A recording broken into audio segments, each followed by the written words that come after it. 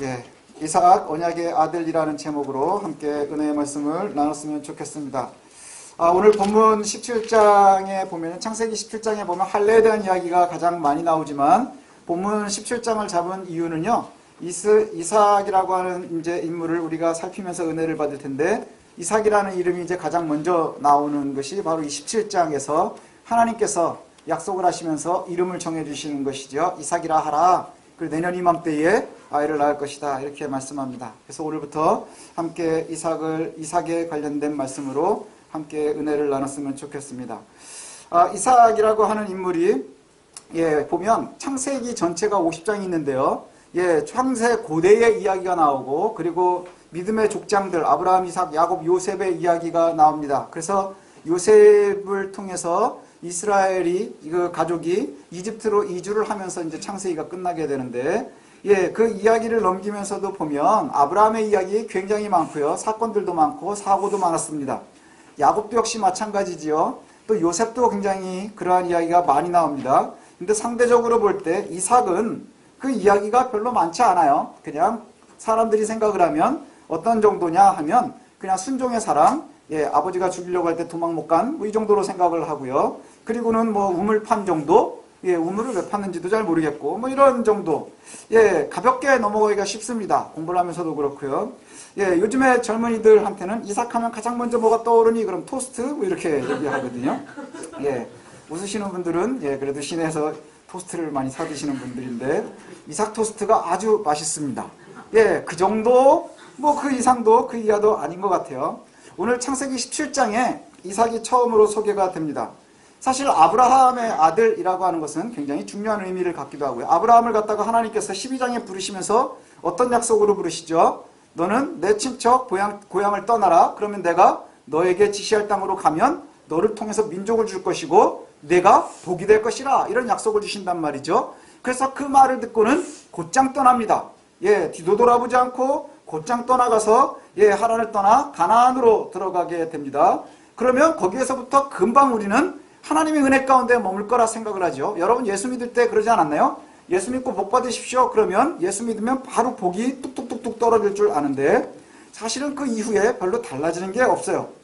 아브라함이 여호와의 말씀을 듣고 하란을 떠나 가나안으로 갔는데 그리고 세겜 땅에 자리를 잡고요. 여호와의 이름으로 제단을 쌓고요. 그럼 이제 복이 넘치기 시작을 해야 되는데 제일 먼저 나오는 얘기는 거기에 가뭄이 들어서 살 수 없어서 애굽으로 갑니다. 그리고 애굽에 가가지고도 아주 이 분위기 싹 흐리고 오지요. 아내를 누이라고 속이는 일이 있게 되고요. 그러다가 그 다음에 보면 함께 떠났었던 조카 롯과도 헤어지는 사건이 벌어지게 되고, 그리고는 또 하나님께서 도와주시는데 조카 롯이 잡혀가가지고 소돔 지역 전쟁에 참여하게 되기도 하고요. 여러 가지 일들이 생기게 됩니다. 그리고는 틈틈이 하나님이 다시 오시거든요. 하나님이 다시 은혜를 주시는 것이 뭐냐 하면 아브라함을 그냥 두지 않고 그래도 찾아오셔서 가끔 말씀해 주시는 거예요. 그러면 그 아들이 없어가지고 굉장히 괴로워하고 있을 때 15장에 보면 하나님께서 또 약속을, 언약을 갖다 다시 확인시켜 주시면 아브라함이 뭐라고 하냐면 지금 아들이 없는데 종들 중에 믿을 만한 애가 하나 있는데 다메섹 사람 엘리에셀, 이 사람으로 내가 그냥 상속을 삼았으면 좋겠습니다. 굉장히 합리적이죠. 제가 보면 아브라함처럼 합리적인 사람이 없어요. 자기가 이미 출발할 때 75세였고 나이도 굉장히 많이 들어있는데, 그런데 그때 빨리 아이가 낳지 않으면 불가능해 보이는 것이지요. 그리고 그 사이에 있었던 일이 얼마나 많아요. 가나안으로 와서 가뭄이 있었고 애굽으로도 갔다 왔고 전쟁도 치렀고 롯과도 헤어지고, 그 시기에 정신이 하나도 없고 이러는데 가장 믿을 수 있었던 사람이 누구였느냐 하니까 아브라함에게는 엘리에셀이었던 것 같아요. 내가 이 사람을 통해서 후계자를 삼겠습니다 하는데 하나님께서는 아니라 그렇게 말씀하세요. 그리고는 또 나중에 다시 나타나는데 16장에 보면, 그래서 또 생각해내는 게 뭐예요? 애굽의 여종 하갈을 통해서 이스마엘을 만들고 이스라엘을 낳고 그로 하여금 또 상속자를 삼기로 그렇게 마음을 먹습니다. 왜 이렇게 자꾸 했을까 하는 거예요. 제가 생각하기에 아브라함은요 굉장히 똑똑한 사람이에요. 하나님을 알고 있었고 하나님이 은혜를 갖다가 경험을 하는 사람이었고, 그리고는 떠나면서 근데 현실과 아주 잘 융합이 되어 있는 사람이에요. 하나님이 나를 통해서 복을 주시겠다고 그랬고 민족을 이루겠다고 했는데 이게 영적인 해석인가 보다 이럴 수 있지 않겠어요? 그러니까 내 아들이 될 만한 애가 주변에 누가 있을까? 그러고 보니까 멀리 보니까 엘리에셀이 있었고, 그리고 나서는 하나님이 그것도 아니라고 하니까 또 새로운 방법을 알아내는 것이, 그럼 자연적으로 가능한 일이 뭐냐? 사라는 나이가 많이 먹었으니까 하가를 통해서 아이를 낳는 거예요. 그래서 이스마엘을 얻었습니다. 그런데 하나님이 뭐라 그러세요? 아니라, 하나님의 약속이 그게 아닌 거예요. 아브라함을 처음에 부르실 때에 하나님의 약속은 아브라함과 사라 사이의 일이에요. 예, 그 언약을 갖다가 만들어주는데 왜 이렇게 힘들었을까? 그러면 아브라함도 역시 하나님의 언약에 들어오지만 아브라함이 계획한 시간표에 비하면 하나님의 시간표가 너무 느린 거예요. 아브라함이 계획하고 있는 시간표가 있거든요. 여러분들도 인생을 살면서 여러 가지 계획들을 스스로 세우지 않나요? 또 하나님께서 나에게 은혜를 주시고 하나님이 나에게 비전을 주시고 우리가 살아가는 데 있어서 내가 계획을 한단 말이죠. 그래서 여러분 좋아하는 게 뭐예요? 계획은 사람이 세우지만 이루시는 건 하나님이라, 이렇게 말씀하면서 우리가 계획을 세워요. 하나님 이루어 주십시오. 근데 그 내심 뭐가 있느냐? 그 시간표를 내가 정하는 거예요. 예, 그래서 그 시간에 따라오지 않으면 하나님 뭐 하세요? 뭐 이렇게 되는 것 아니겠습니까? 하나님 왜 이러지 않으시지? 아, 하나님의 다른 길이 있나 보다. 그러면서 때로는 영적인 해석 이래가면서 다른 생각도 하고, 또 한 번은 현실을 갖다가 바라보고 주변의 여건을 바라보고 이런 일들이 벌어지게 됩니다. 그럴 때마다 하나님이 그래도 아브라함을 버리고 있지 않음을 알려주시는 게 뭔지 아세요? 그렇게 한 번씩 와서 다시금 확인시켜 주시는 거예요. 내가 복이 될 거라. 내 아들을 통해서 민족을 이룰 거라. 예, 이렇게 말씀하셔요. 그리고 나서는 이스마엘까지 낳아놓고 있는데 오늘 17장에 보면 하나님께서 다시 아브라함에게 나타나십니다. 그게 99세예요. 99세, 떠난 게 75세니까 제가 산수를 잘 못해서 오랜 세월이 지났습니다. 되게 오랜 세월이 지났어요.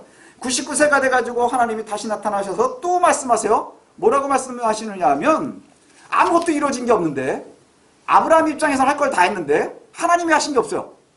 그렇지 않나요? 떠나온 지가 지금 몇십 년이 됐는데 나는 지금 하나님이 하려는 대로 다 해서 지금 가나안에 와 있어요. 사실은 한 게 하나예요. 떠나서 여기 와 있는 거. 그 중간에 잠깐 딴 데도 갔다 오긴 했지만 하여튼 내가 여기 있단 말이죠. 주일 성수를 우리가 하고 있어요. 그 지금 여기 있는 거, 내가 해야 되는 거를 하나님 앞에 해야 되는 건 하고 있는데 하나님이 한 게 하나도 없는 거예요. 그러면서 뭐라고 말씀하세요?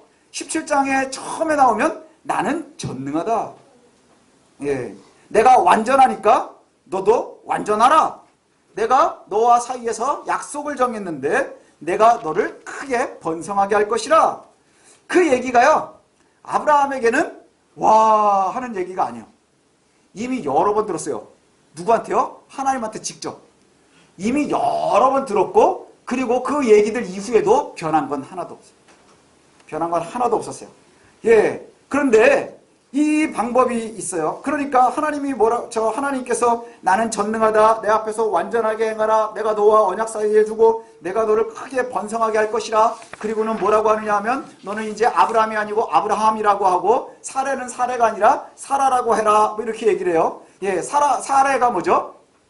목에 가래 끼는 걸 사레라 그래요. 그러니까 이제 사라라고 해라. 뭐 이렇게. 그렇게 하면서 그 약속, 12장에서의 약속을 다시금 확증시켜 주셨어요. 확증을 시켜주고, 그리고 뭐라 그래요? 너 이제 할례를 행해라. 내 몸에 표시를 해야 되겠다. 언약의 표시를 해야 되겠다. 내가 이제 돌아갈 수 없는 흔적을 내가 하나님 앞에 갖게 되는 것이죠. 그리고 나서는 표징, 증거, 표시, 이것을 갖도록 합니다. 하나님께서 아브라함을 아브라함으로, 사레를 사라로, 그리고 할례를 그의 몸에 행하시고, 그래서 언약을 지울 수 없는 표로 만드는 거예요. 지울 수 없는 표. 히브리서에 보면 그런 얘기가 나오거든요. 돌아갈 수 있었지만 돌아가지 않았다는 표현이 나와요. 아브라함이 믿음으로 하나님 앞에 서 있는데 돌아갈 수 있었는데 돌아가지 않았다. 이 얘기는 제가 볼 때는 그런 것 같아요. 그가 다시금 하란으로 돌아가고 우르로 돌아가는 게 아니라 그 이전까지의 시간이 아닌가 싶어요. 75세에서부터 99세까지의 시간이 내가 계속해서 하나님 앞에 엎드려서 있는데 하나님은 아무것도 안 하시는 것 같고 너무너무 힘든 거예요. 그럼 다시 아무 때나 돌아가면 돼요. 왜요? 지난주에 최인혁 선교사님도 얘기했지만 아브라함은 아직 유대인이 아니잖아요. 그죠? 그냥 중동 사람이란 말이죠. 아주 인종인 아니기도 전이란 말이에요. 그러니까 그냥 아무 데나 가서 다시금 그냥 예전처럼 살면 되는 거예요. 그렇게 돌아갈 수 있는 기회가 많았는데 이제 돌아갈 기회를 다 차단하는 게 뭐예요? 유대인들의 흔적이 뭐죠? 하나님의 백성의 흔적이 뭐예요? 할례를 갚기 시작하는 거예요. 내가 이 땅에서 사는 동안에 내가 하나님의 사람입니다 하고 돌아갈 수 없는, 지울 수 없는 흔적을 하나씩 갚기 시작을 하는 거예요. 그리고 그것을 갖다가 하나님께서 요구하십니다. 할례를 표시하죠. 믿음에 대한 증거예요. 믿음에 대한 표시예요. 우리가 마음의 할례를 받고요. 그 다음에 우리가 영적으로 인치심을 받는 것, 이게 할례의 흔적 아닌가요? 요즘은 세례라고도 얘기를 합니다. 세례에다가 비유하기도 하죠. 하지만 세례가 우리의 흔적에 남아있지 않아요. 머리에 물 한 번 했는데 그게 계속 남아있으면 여기서 썩지 않겠어요? 큰일 나요. 문제가 생겨요. 그러나 하나님께서 주시는 은혜는 뭐냐? 우리가 우리의 몸에 변할 수 없는 표정을 갖는다는 건 그리스도인다운 삶인 거예요. 세상과 다른 삶을 사는 거예요. 돌아갈 수 없는 삶. 그래서 인치심을 받은 사람들의 삶, 이것을 갖다가 하나님께서 우리에게 요구하시는 것이지요. 그렇게 할례와 함께 하나님께서 구체적인 언약을 주시기 시작해요. 이전까지는 뭐였어요? 내가 너를 통해 복을 줄게. 내가 너를 통해 복을 줄 것이고, 그리고 네가 복이 될 거고, 그리고 내 자손을 통해서 많은 민족을 이루게 해줄게. 그리고 나서 그 전에도 보면 너를 통해서 한 민족을 이룰 것이다. 하늘의 별과 같이 할 것이다. 바다의 모래와 같이 할 것이다. 그리고 오늘도 또 똑같은 소리라는 거예요. 너를 통해서 많은 민족이 일어나게 할 것이다. 그런데 그 전까지는 아무것도 흔적이 없으니까 엘리에셀도 들이대보고 그 다음에 이스마엘도 들이대봐요. 근데 오늘 본문에 보면 구체적인 언약을 주시는데 이런 말씀을 하시죠. 오늘 세율이가 읽었었던 내 아내 사레가 아들을 낳을 건데 그 이름을 이삭이라고 해라. 내가 그와 내 언약을 세우리니 그의 후손에게 영원한 언약이 되리라. 이삭의 아들을 통해서 그 언약을 이어가겠다. 아브라함과의 언약을 이어가겠다. 이렇게 약속하시는 거예요. 우리가 이삭이라는 이름을 기억해야 됩니다. 이삭. 하나님께서 구체적으로 약속하시니까 아브라함이 엎드려서 웃습니다. 웃어요. 왜 그랬을까요? 여지껏 듣던 설교인 거예요. 그 설교가 그 설교고 하나님이 직감한다는 거 말고는 그 이전에 듣던 설교 말고는 뭐 없어요. 그렇지 않나요? 했던 얘기 또 하고 했던 얘기 또 하는 거예요. 하나님이 12장부터 17장까지로 오면서 읽어보세요. 하나님이요 나타날 때마다 달라진 게 있나요? 아니요. 아브라함도 달라진 게 없고 하나님이 달라진 게 없고 그냥 했던 얘기 또 하고 했던 얘기 또 하고 새로운 얘기 없어요. 그냥 하늘의 별이 바다의 모래 정도? 그리고는 뭐 많은 왕이 될 거? 뭐 이 정도 하는 거예요. 그러니 아브라함이 엎드려가지고요. 우리랑 비슷한 거예요. 매주 교회 나와가지고 얘기하면 그 얘기 맨날 똑같은 얘기 뭐 하고 어쩔 때는 목사가 뭐 실수해가지고 지난주에 했었던 성시교독 한 번 더 하고 막 이런단 말이죠. 그러면 변하는 게 하나도 없는데 하나님이 또 와서 또 얘기하는 거예요. 또 그렇게 될 것이다. 그때 하나님이 뭐라고 그러시느냐 하면 이 약속을 주시는데 이 아브라함이 이제 지친 것 같아요. 엎드려서 웃었대요. 속으로. 그러면서 속으로 뭐라 그랬대요? 대놓고 얘기하면 혼날 것 같으니까 뭐라 그랬대요? 내가 나이가 100살인데 가오가 있지. 이제서 애를 낳아가지고 언제 중학교 보내고 고등학교 보내고 수능은 언제 치르고 뭐 이런 생각 들지 않겠어요? 그리고 내 아내도 지금 90인데 이게 지금 줄려면 일찍 주지. 지금 20년도 넘었는데 연지가. 그렇지 않나요? 75세에 나와가지고 지금 99세인데 20년도 넘었는데 여지껏 가만있다가 인제서 뭘 하겠다고 뭐 이런 생각 들지 않았겠어요? 엎드려 있는 거예요. 엎드려 있고 웃는 거예요. 생각에는요. 우리와 같은 마음이었을 것 같아요. 이때의 아브라함이요. 주일날 나오고 있는 우리의 마음. 주일날 나와서 설교 듣고 있는 우리의 마음. 햇얘기 또 하고 햇얘기 또 하고 변하는 건 없고 나는 뭐 맨날 뭐 하는 것 같은데 하나님 바꿔주는 것도 하나도 없고 뭐 이런 생각 들지 않았겠어요? 아브라함은 되게 믿음의 사람이었거든요. 믿음의 조상이잖아요. 그리고는 아주 철저하게 하나님의 말씀만 듣고 약속의 땅으로 떠났었던 사람이란 말이죠. 그렇게 열심으로 나왔었던 사람이요. 세월이 지나고 시간이 지나고 그 다음에 그 믿음의 용기가요. 그동안에 겪었었던 삶의 체험과 여건과 상황 때문에 많이 깎인 것 같아요. 우리의 모습과 비슷하지 않나요? 건강이 상하고 애들이 말 안 듣고 또 경제적으로 어렵고 뭐 여러 가지 여건들 그렇고 심지어는 또 뭐 여러 가지 주변의 상황들 때문에 자꾸 꺾여가는 거예요. 근데도 하나님 맨날 똑같은 소리 하는 거예요. 그러니까 그러고 말년 말고 아유 뭐 와가지고 뭐 지난번에 한 5년 전에 나타나셨으니까 이번에 또 한 번 나타나시겠구나 뭐 이러고 얘기하지 않았겠어요? 그러면서 하는 얘기는 그거예요. 이게 하나님 말이 안 돼요. 아브라함의 마음이 그런 거예요. 하나님, 이전까지 맨날 얘기한 거예요. 그거 하나님이 말하긴 하는데 그건 말이 안 되는 것 같아요. 하나님 믿으면 이렇게 해주신다 그랬잖아요. 그래서 우리한테도 이렇게 믿음을 주시고 뭐 하나님의 나라도 얘기하고 여러 가지 약속 주셨지만 그 현실성이 좀 없는 것 같아요. 그러니까 여기서 얘기하는 게 뭐예요? 아브라함이 아주 현실적인 대안을 내놓습니다. 다 필요 없고요. 이스마엘한테 잘해주세요. 이스마엘한테나 잘해주십시오. 예, 이스마엘한테나 잘해주십시오. 그랬더니 하나님께서 아주 구체적으로 말씀하시는 거예요. 예, 아니라 사라가 아이를 낳을 것이고 내년 이맘때에 아이를 낳을 것이라. 그러니 이름을 이삭이라 해라. 하나님이 이름을 직접 정해주셨어요. 이삭. 예, 이삭의 뜻이 뭐죠? 웃음이라는 뜻이에요. 웃음이라는 뜻. 예, 이즈하크라는 사전의 의미를 가지고 있는데 이삭.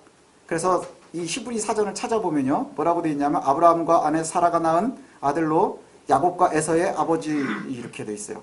그리고 명사, 고유명사, 남성형 이렇게 되어 있어요. 근데 이 어원을 따라가면 짜크라는 동사에서 나와요. 예, 그 웃음이라는 뜻이거든요. 예, 동사입니다. 웃다 이런 뜻이에요. 웃다.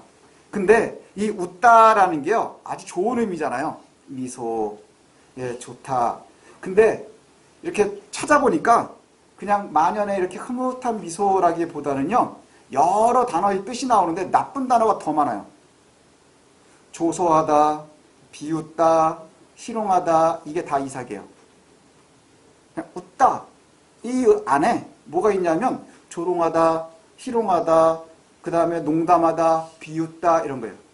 그러면 예, 하나님이 정해준 이름이요. 예, 내 이름은 이삭이라 해라, 웃음이라 해라. 근데 이게 때로는요 비웃음도 되는 거예요.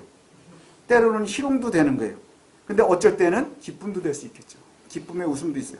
히브리어가 참 재밌는 게 웃음 그 안에 여러의 의미를 비웃다, 희롱하다, 웃다 이게 다 들어간다는 거예요. 그래서 제가 말씀을 준비하다 그런 생각을 했어요. 나중에 이삭을 낳고 야 이삭아 밥 먹자 이러면 우리말로 이제 해석을 하는 거예요. 예, 아주 은혜가 넘칠 때는 감사야 밥 먹어라. 야 감사야 일어나야지 이렇게 되는 거예요. 그러다가 은혜가 떨어지면 희롱아 일어나 비웃음아 밥 먹자 이렇게 되는 거예요. 우리의 인생하고 되게 비슷하지 않나요? 예, 이런 것 같아요. 이삭을 부를 때마다 그의 믿음의 상황이 그의 마음에 있는 거예요. 이삭을 하나님께서 정해주실 때 웃음, 너무나 기뻐서 웃음이라고 했을까요? 아니요, 사라도 비웃었고요. 아브람도 비웃었어요. 그 비웃음 다음에 하나님이 정해주신 이름이에요. 우리도 하나님의 부르심에 응답해서 그리스도인으로 이렇게 감사하면서 살고 있거든요. 예, 저와 여러분들도 우리가 선택한 것이 아니라 하나님의 부르심이죠. 하나님이 우리에게 이름을 정해주셨어요. 그리스도인이라고. 예, 그리고 우리를 선택해 주셨어요. 처음에 예수를 믿으면서 뜨거웠었던 과거를 그리워하는 분들도 계시고 아직은 경험하지 못한 사람들도 있을 수 있고 그래요. 하지만 우리를 하나님께서 불러주셨어요. 에클레시아로. 예, 부르심을 받은 사람들의 모임. 이게 교회잖아요. 부르심을 받은 사람들의 모임. 하나님의 초청을 받은 사람들의 모임. 예, 이것이 가볍지가 않거든요. 이 사람들의 무게가 가볍지가 않아요. 이삭의 존재도 가볍지가 않아요. 아브라함에게 하나님이 주셨고 75세가 됐다가 75세에 주신 약속을 100세에 이루어지는, 그래서 25년이라고 하는 오랜 세월 동안에 겨우 이루어지는 일. 심지어는요 여기에 보면 이스마엘의 얘기가 나오는데 그 뒤에 보면 아브라함이 이 할례를 받고 그 다음에 이스마엘이 표피를 뵌 때가 나이가 몇 살이에요? 예? 13살이에요. 13살. 그러면 이스마엘과 이삭의 나이가 14살이 차이가 난다는 얘기예요. 10년이 넘는 세월 동안에 하나님 아무 말씀도 안 하시는 것 같았던 거예요. 예, 지금 떠나온 지는 20년이 넘었고, 그리고는 이스마엘로 얘로 내가 후계자를 삼아야지 하고 키운 지가 지금 14년이에요. 그때까지 아무 말씀도 안 하시는 하나님. 그 하나님을 우리가 기다리는 거예요.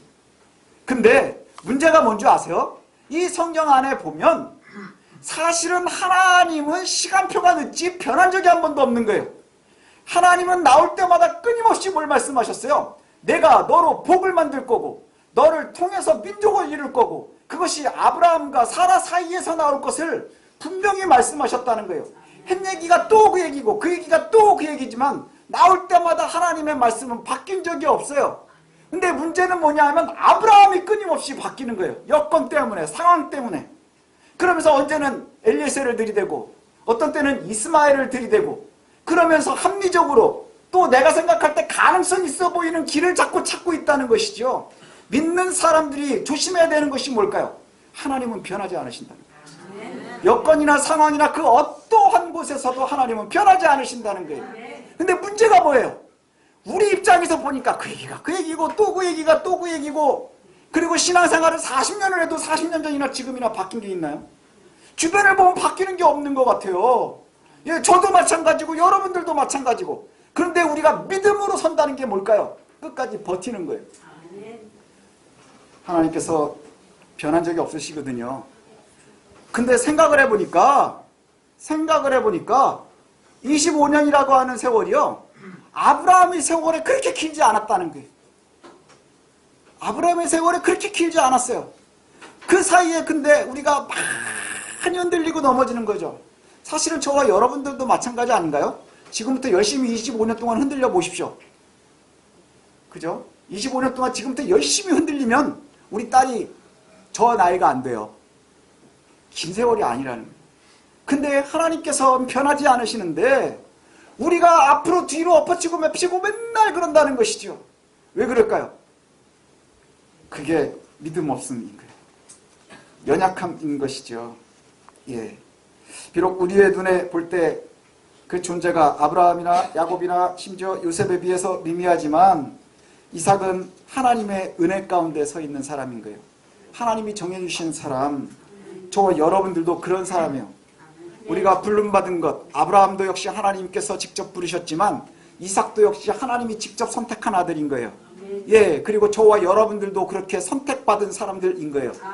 아브라함도 하나님이 선택하셨고 이삭도 하나님이 선택하셨고 그리고 여러분도 하나님이 직접 선택하셨어요.